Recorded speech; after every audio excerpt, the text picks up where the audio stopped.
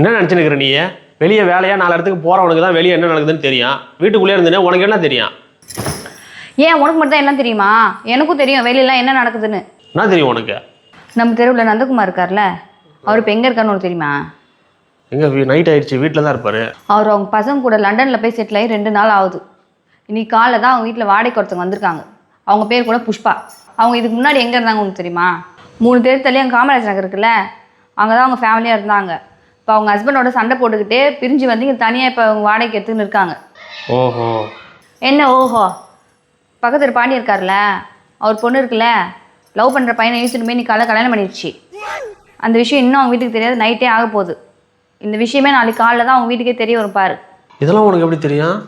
அது மட்டும் இல்லை, நீ அடிக்கடி அந்த கடைசியில் இருக்க தாத்தா வீட்டுக்கு போகிறல்ல, அது கூட எனக்கு தெரியும்.